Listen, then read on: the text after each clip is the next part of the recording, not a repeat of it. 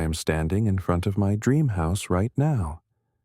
3 stories of classic Victorian beauty, a wide front porch, and a garden that stretches 8,000 square feet in one of the nicest neighborhoods in Selwood.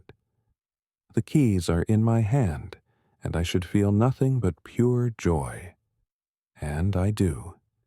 But there is something else too, something bitter mixed with the sweet. Because 5 years ago, when I told my family I would buy a house like this, they laughed at me. They said I was dreaming too big. They said I would never make it on my own. Now, here I am, and guess what? Those same people who turned their backs on me are standing outside my front gate, begging to come back into my life. And this time, the decision is mine. Before I tell you how I got here and what I did next, drop a comment telling me where you are watching from. And, if you have ever been betrayed by people you trusted, hit that like button. You are going to want to hear this. Now, let us go back to where it all started. 5 years ago, I was 23 years old. My name is Thomas, and I was working as an IT technician at a small company in Portland, Oregon. I was making $45,000 a year. Not bad, but not great either. I lived in a tiny studio apartment that barely had room for a bed and a desk. But I had a dream. I wanted to own my own home. Not just any home. A real house with a yard, multiple bedrooms, a place I could call mine. I gave myself 5 years to make it happen. I started saving every dollar I could. I brought my lunch to work every single day. Peanut butter sandwiches, leftovers, anything cheap. While my coworkers went out for drinks after work, I went home. While my friends took weekend trips to the coast, I stayed in and worked on freelance projects. I was focused. I was determined. And I thought my family would support me. That Thanksgiving, I made the mistake of sharing my goal at dinner. We were all sitting around the table at my parents' house in southeast Portland. My mom, my dad, my older brother Derek, and my younger sister Jenna. I was excited. I told them I was saving up to buy a house within 5 years. I thought they would be proud. My mom smiled, but it was the kind of smile you give a child who says they want to be an astronaut. She said, "That is sweet, honey, but be realistic." My dad just nodded and went back to his turkey. Derek, who was 32 at the time, laughed out loud. He said, "You buying a house on your salary dream on little brother." Jenna did not even look up from her phone. She was 26 and only cared about her Instagram feed. I felt my face get hot, but I did not argue. I just told myself I would prove them wrong. I went home that night and put another $200 into my savings account. I had $8,500 saved up at that point. It was not much, but it was a start. Then, 2 months later, Derek called me. It was a Tuesday night in February. He said he was in trouble. Credit card debt. He owed $3,000 and the interest was killing him. He promised he would pay me back in 2 months. I hesitated. That was more than a third of my entire savings. But he was my brother. Family helps family, right? So I said yes. I transferred the money the next day. 2 months came and went. Derek never mentioned the money again. When I brought it up, he got defensive. He said, "I'm going through a tough time, Thomas. Can you not be so focused on money all the time?" I let it go. I did not want to cause family drama. But my savings account now showed $5,500 instead of $8,500. 3 months after that, in May, Jenna called. She was going to Las Vegas with her friends for a bachelorette party. She needed $1,200. I told her no. I said I was saving for a house and could not afford it. She started crying. She said I was selfish, that I always put money before family. Then my mom called me an hour later. She said, "Why are you being so difficult? It is just money. Family helps family." I caved. I sent Jenna the $1,200. She promised to pay me back next month. She never did. Not even a thank you text after the trip. My savings dropped to $4,300. I was going backwards, but I kept telling myself it was temporary. They were family. They would come through eventually. Then came August. My best friend from college, Marcus, called me up. We had been close since freshman year. He was like a brother to me. He told me he was starting a marketing company and needed investors. He said if I put in $5,000 I would be a partner. He showed me a business plan. He talked about projected earnings. He said, "We have been brothers since college. This is our shot. Trust me." I wanted to believe him. I really did. So I did something stupid. I pulled out the $4,300 I had left in savings. Then I borrowed $700 from a coworker, promising to pay it back within a month. I gave Marcus all $5,000. For the first month, Marcus was great. He sent me updates. He told me about clients he was talking to. But by the second month, his messages got slower. By the third month, he stopped responding altogether. I started digging. I found out he had used the money to buy a new gaming computer, a motorcycle, and a trip to California with his girlfriend. When I finally confronted him in person, he shrugged. He said, "Business failed, man. That is the risk. You knew it." I could not believe it. I asked him how he could do this to me. He actually got angry. He said I did not understand how business worked, that I was being naive. Then he walked away. Just like that. $5,000 gone. My best friend gone. And I was back to zero. I did not tell my family what happened. I was too embarrassed, too angry. I went back to my studio apartment that night and sat on my bed in the dark. I had nothing. No savings, no support. No one who believed in me. I felt completely alone. But somewhere in that darkness, something shifted. I was not going to give up. I was going to do this on my own. No more help, no more trust, just me. The second year was the hardest year of my life. I picked up every freelance gig I could find. I fixed computers for people in the evenings. I built websites on weekends. I took online courses in coding and cloud computing because I knew I needed to increase my income. I worked 70 to 80 hours a week. I lived on instant noodles and canned soup. I turned off the air conditioning in the summer and wore 3 layers in the winter to save on electricity.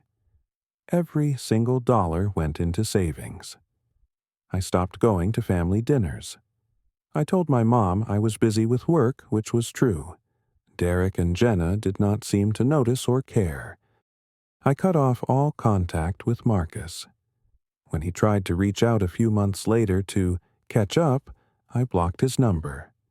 I did not have room in my life for people who only took. By the end of the second year, I had saved $12,000. It was not much, but it was mine. Every cent of it was earned by my own hands, and no one could take it from me. Then came year 3. There was a position opening up at my company, Senior IT Manager. It came with a $25,000 raise. I was the most qualified person for the job. I had been there longer than anyone else in my department. I had fixed problems no one else could solve. I worked harder than everyone. This was my shot. There was one other person applying. His name was Brian. He was 35, charming, and good at talking to management. We were not close, but we were friendly. He would ask me about projects I was working on, and I would tell him. I thought we were colleagues supporting each other. The interview was on a Thursday. I spent 2 weeks preparing my presentation. I put together data on every project I had completed, every system I had improved, every dollar I had saved the company. I was ready. Brian went first. When I walked into the conference room after him, I felt sick. He was presenting my ideas, word for word. The system optimization I had told him about last month. The security upgrade I had been planning. Even the budget projections I had shared. He presented all of it as his own work. But it got worse. At the end of his presentation, he said, "Thomas is a great technician, but he lacks leadership vision. Those ideas, I actually mentored him on those. He is good at execution, but I am the one who thinks strategically." I sat through my own presentation in a fog.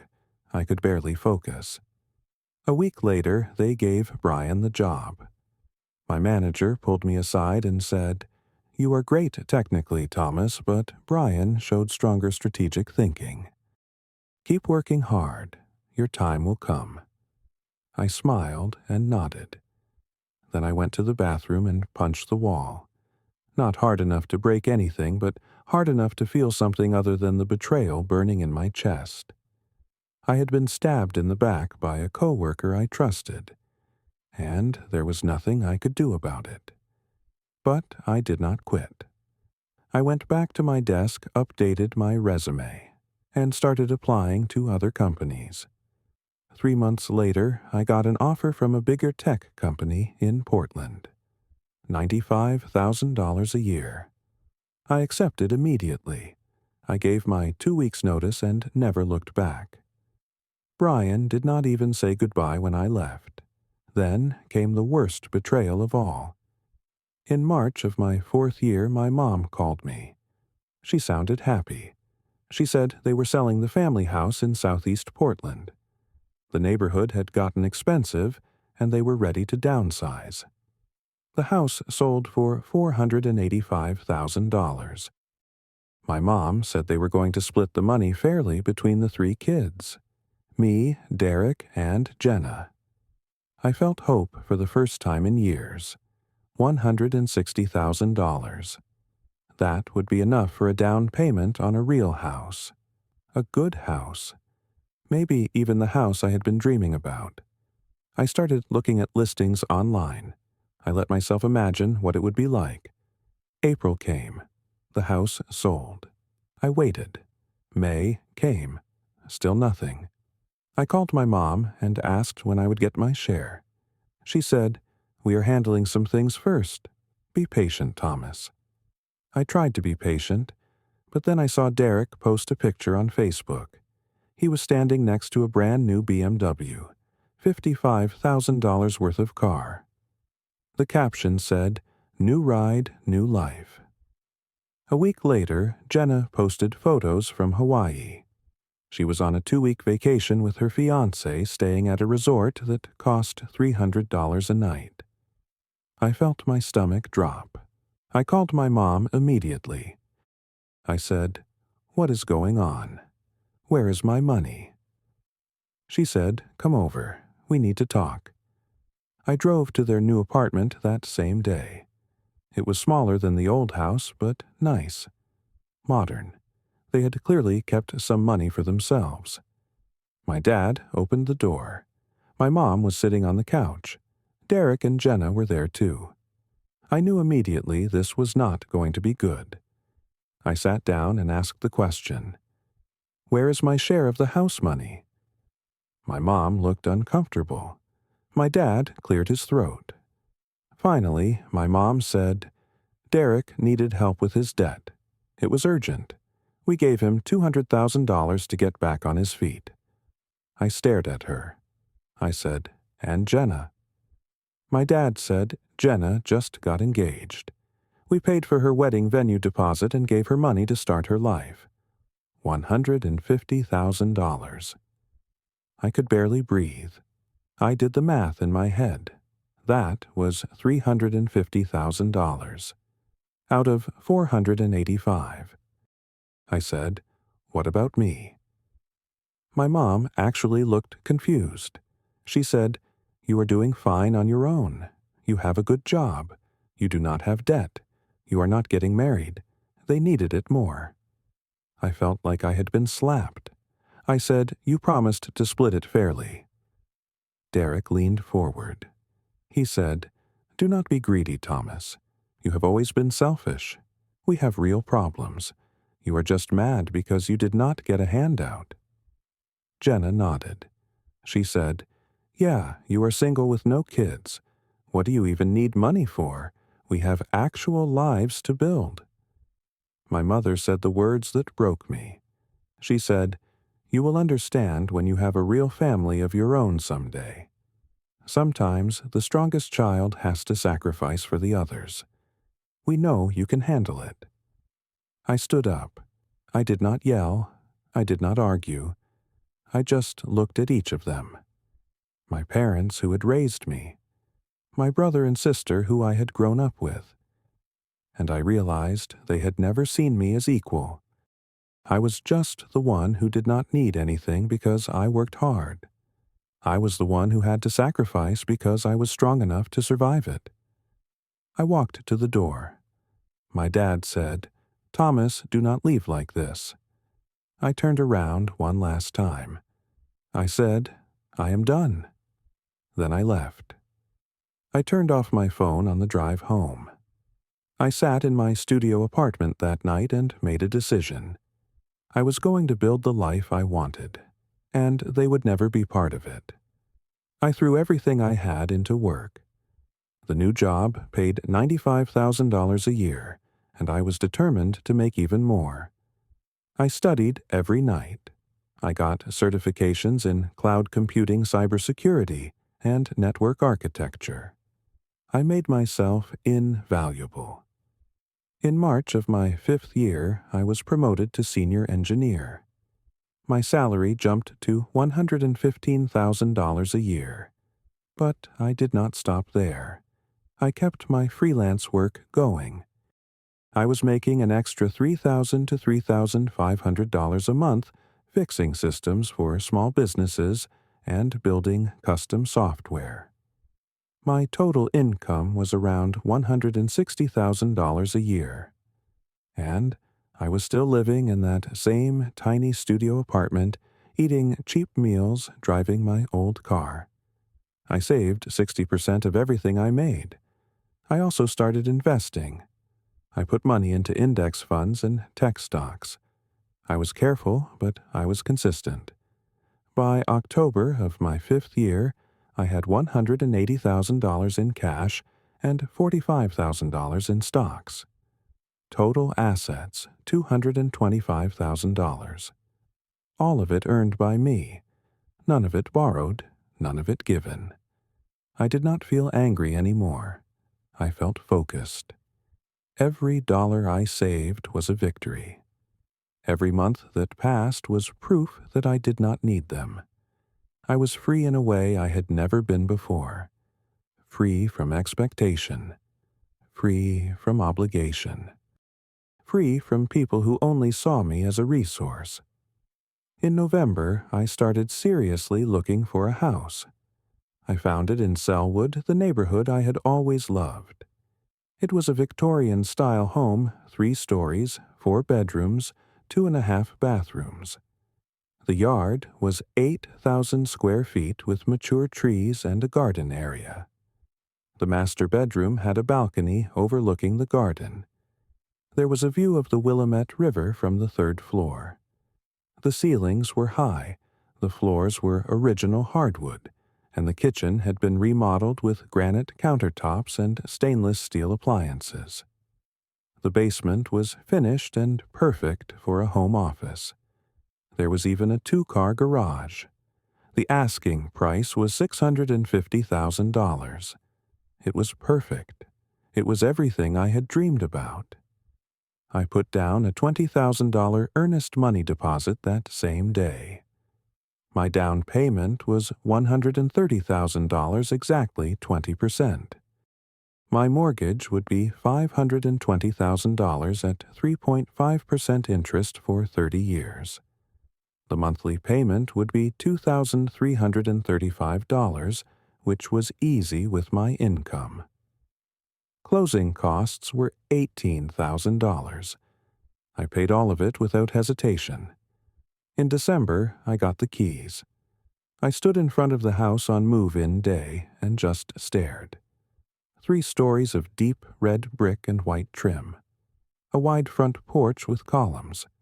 A front yard with a maple tree that was probably 100 years old. I walked up the steps, unlocked the door, and stepped inside. The afternoon light was streaming through the tall windows. The house smelled like fresh paint and wood polish. I walked through every room slowly. The living room with the fireplace, the dining room with the bay window, the kitchen with more counter space than I knew what to do with. Upstairs to the bedrooms. Then up to the 3rd floor where I could see the river in the distance. I sat down on the floor of the empty master bedroom and let it sink in. I did it. I bought my dream house, all by myself. No help from family. No partner. No loans from friends. Just me, my work, and my determination. For the first time in 5 years, I let myself cry. Not from sadness, but from relief. From pride. From the overwhelming feeling of proving everyone wrong. Then, 3 weeks later, they found out. I posted a single photo on Facebook. Just the front of the house with the caption, "Home Sweet Home." I did not tag anyone. I did not explain. I just shared it. Within an hour, Derek commented. He said, "Wow, nice rental." "How much is rent?" I replied simply. "Not a rental. I bought it." My phone rang that same afternoon. It was Derek. He said, "Bro, I saw your post. You bought a house that is amazing. We should celebrate." I said, "Thanks." There was a pause. Then he said, "So, I have been thinking. My lease is up next month and rent is getting crazy expensive. You have extra rooms, right? Maybe I could move in and help you with the mortgage. Like roommates." "It would be fun." I said nothing. He kept going. "Come on, we are family. You have 4 bedrooms. I only need 1. I will pay you like $500 a month." I finally spoke. I said, "Market rate for a room here is $1,200. He laughed like I was joking. Then he realized I was not. He said, "What, that is insane. I am your brother family discount." I said, "No." Just that one word. He said, "What do you mean, no?" I said, "I mean, no. You are not moving in." His voice changed. He got angry. He said, "Are you serious after everything?" I said, "After everything." "Like when you borrowed $3,000 and never paid me back?" He sputtered. He said, "That was years ago. You are still holding a grudge." I said, "Goodbye, Derek." And I hung up. The next day, Jenna called. She was sweet at first. She said, "Thomas, oh my God, your house is gorgeous. Can I come see it?" I said, "Why?" She said, "Because I am your sister. Also, Brad and I are looking for a place after the wedding. We thought maybe we could rent from you." "Your house is so big?" I said, "No." Her tone changed immediately. She said, "No. Why not? We are family. We would be great tenants." I said, "You borrowed $1,200 for Vegas and never mentioned it again." She got defensive. She said, "Seriously, you make good money now. Why are you being so petty?" I said, "I make good money because I worked for it, alone." She said, "You are being selfish. Mom and Dad are going to hear about this." Then she hung up on me. 3 days later, my parents showed up at my door. No warning, no call ahead. I opened the door, and there they were. My mom said, "Thomas, we need to talk about your attitude toward your siblings." I let them in, but I did not offer them anything. We stood in the entryway. My dad looked around at the house. He said, "This is a beautiful home. You have done well." My mom said, "But family is more important than houses. Derek is struggling. Jenna is starting her life. You could help them." I looked at her. I said, "Like you helped me with the house money." My dad frowned. He said that was different. They had urgent needs. I said, and I did not. My mom actually looked offended. She said, "You are successful now. See, you did not need it. Everything worked out." I felt something cold settle in my chest. I said, "I am successful despite you, not because of you." My dad stepped forward. He said, "Do not talk to your mother that way." I said, "I think you should leave." My mom started to say something, but I opened the door. I said, "Please go." They left. I have not spoken to them since. A week after that, I got an email from Marcus. It was long. He apologized for what happened years ago. He said he had been immature. He wanted to rebuild our friendship. He mentioned the good times we had in college. Then at the end he said, "I heard you got an incredible house. I am so proud of you, brother. Hey, I am starting a new business venture. Want to grab coffee and hear about it?" I deleted the email without responding. They all came back, every single one of them, and I said no to every single one. 6 months have passed since I moved in. I furnished the house exactly the way I wanted: minimalist, modern, clean lines and neutral colors. I turned one bedroom into a home office with a standing desk and 2 monitors. Another bedroom became a home gym with weights and a treadmill. The third bedroom I kept for guests. Real guests. People who actually care about me. I made new friends. I met a guy named Alex at the gym. We go hiking on weekends. I reconnected with Sarah from work, and she comes over sometimes to cook dinner and watch movies.